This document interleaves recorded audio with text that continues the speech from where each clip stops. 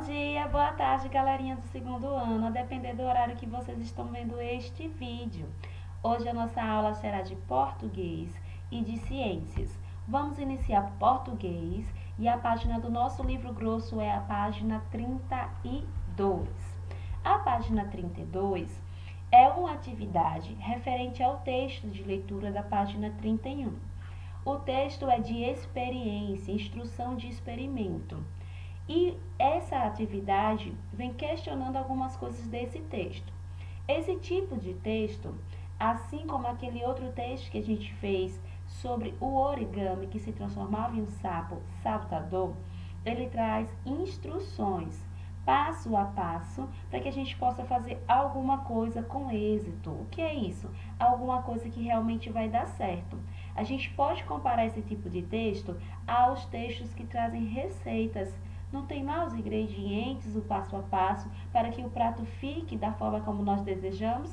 Então, esses textos também, eles vêm enumerados para facilitar a nossa compreensão e é necessário que a gente siga todos os passos para alcançar o objetivo, seja o prato feito, seja o origami realizado, ou seja a experiência com sucesso, que é o que traz a página 31.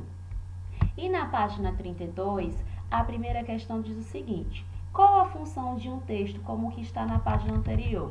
Ele serve para ensinar como fazer o experimento ou ele vai mostrar o que acontece quando se faz um experimento? Na verdade, ele vai trazer os passo a passo e não o resultado. No final, ele está pedindo para que vocês façam anotações do que vai acontecer com o experimento de vocês. Então, está óbvio aí qual é a resposta, né? A segunda questão diz o seguinte: o texto está dividido em duas partes, materiais necessários e procedimentos. O que aconteceria se não tivéssemos a primeira parte? Nós iríamos saber quais materiais iríamos utilizar para fazer essa experiência? Seria possível nós descartarmos a primeira parte? Ia dar certo? Como nós saberíamos quais materiais utilizar? Certo? E eu acho que talvez o resultado não seria um êxito como é se nós seguirmos o passo a passo e os materiais necessários. Terceira questão: procedimentos são ações. Observe que elas aparecem numeradas. Letra A: por que as ações aparecem numeradas? Para que a gente tenha uma lógica a seguir, um caminho a percorrer. Não, a gente não vai começar colocando o corante em um copo e depois colocar o mesmo corante em um outro copo. É necessário que a gente siga todas as numerações para que o experimento dê certo. Letra B: o que acontece, o que pode acontecer se não seguirmos a sequência dada? Acredito que os resultados não serão satisfatórios, não daria certo a experiência. Quarta questão: relê a instrução a seguir. Primeiro, coloque água nos 2 copos. A palavra sublinhada, essa que está com ali embaixo, coloque, é um verbo. Ou seja, nesse texto, ela indica a ação a ser feita. Outras palavras do texto indicam ações, copias. Verbo, neste caso, indicando ação, é tudo aquilo que a gente pode fazer: falar, correr, amar, estudar, certo? Ensinar, aprender. Então, são ações que nós realizamos. E aí é coloque, do verbo colocar. Há mais palavras no texto que fazem isso, que indicam uma ação. Vocês vão copiar aí. Essas palavras são importantes nos textos instrucionais, os textos que vão instruir, ensinar, porque indicam o que deve ser feito. Coloque, faça, certo? Misture. Isso aí vai indicando o que vai ser feito, ok? Façam com atenção. Agora a gente vai direto para o livro grosso de ciências e a página é a 154. Aí na página 154, com a mão na lupa, né? Com a lupa na mão.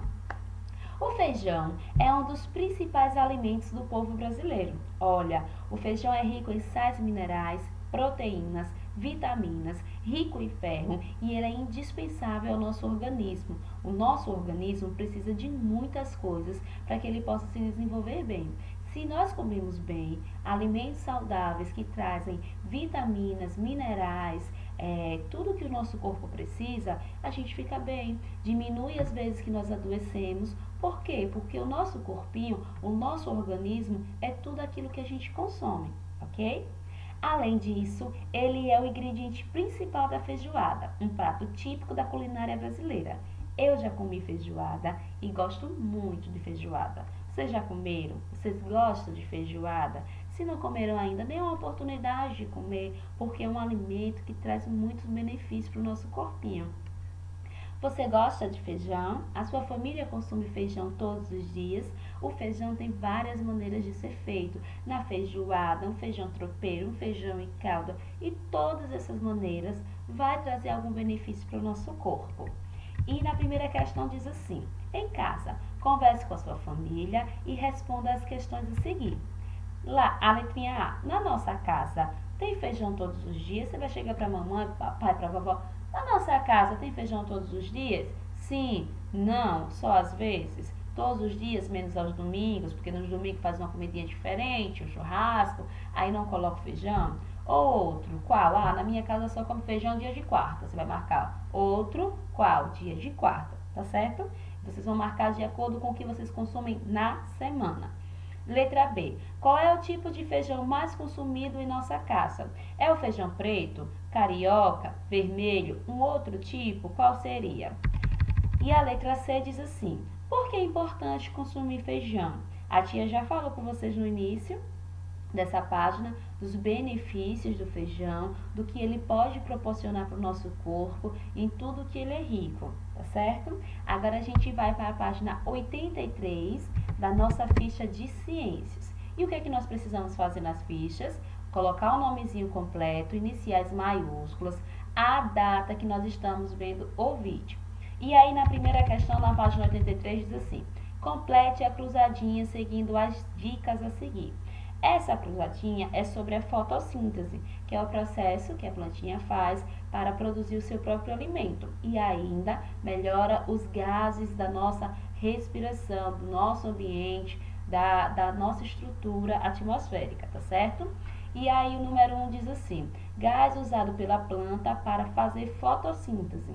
Ela absorve um gás e ela coloca para fora outro gás. Não esqueça, a gente já viu isso. 2. É absorvida pelas raízes. O que é que as raízes das plantas absorvem? 3. Fonte de luz de que a planta precisa. A planta precisa de energia elétrica? A planta precisa de energia solar? 4. Período em que a planta faz fotossíntese. E aí, a fotossíntese na planta é realizada pelo dia ou pela noite, madrugada? 5. Período em que a planta não consegue fazer a fotossíntese. Se ela faz à noite, ela não consegue fazer pelo dia. Se ela faz pelo dia, ela não consegue fazer pela noite. Tem uma regrinha que a gente já estudou sobre isso, por causa de um desses elementos que a gente já citou aí em cima. E 6. Gás que a planta libera na fotossíntese. Ó, o gás usado pela planta para fazer a fotossíntese é o número 1, é o que vai entrar na plantinha. E o que ela vai liberar é depois que ela já faz todo o processo da fotossíntese e ela joga no meio ambiente um outro gás, que é indispensável para a nossa sobrevivência da espécie humana, ok? Vocês vão em completo aí. E na página 84, tem assim: analise a imagem a seguir. Uma árvore que eu tento imitar no nosso quadro, quando eu coloco lá para casa, não fica assim bonita, mas eu me esforço bastante. E aí tem alguns espaços para a gente colocar algumas informações no processo de respiração e fotossíntese dessa plantinha.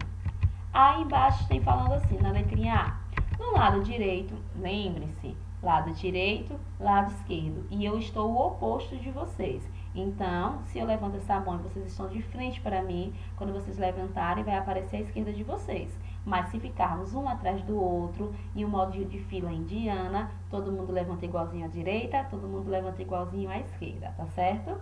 No lado direito da imagem, preencha os espaços em branco com o nome dos gases que participam da etapa da respiração dessa plantinha, ok?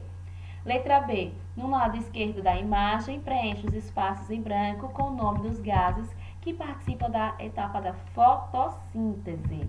entrada e saída de gases da planta através do processo que ela faz para auto se alimentar, para produzir o seu próprio alimento. Letra C. Qual é a diferença entre nós, que precisamos plantar, caçar ou comprar comida, e as plantas? Eu acabei de falar uma grande diferença sobre a gente e sobre esse tipo de planta. Por que eu estou dizendo esse tipo de planta? Porque a gente viu um texto de divulgação científica da nossa disciplina de português falando sobre a maior flor do mundo, que era uma flor que não faz fotossíntese e que ela se alimenta de outras plantas, ok? E é um texto verdadeiro, porque trouxe dados científicos que comprovam. Mas a maioria das plantas se alimentam através do processo de fotossíntese. Mas ela precisa de alguns elementos: luz solar, água, sais minerais, a terra, tá certo? O ar. Então, qual é a diferença? A planta, ela precisa ir caçar, ela precisa plantar, ela precisa colher, ela precisa comprar como nós? Não, né? Vocês vão colocar aí a diferença. Essa foi a nossa aula de hoje, meus amores. Espero que vocês façam as atividades com bastante atenção, como sempre. E qualquer dúvida, vocês podem me perguntar. Um beijo e a gente se vê na próxima videoaula.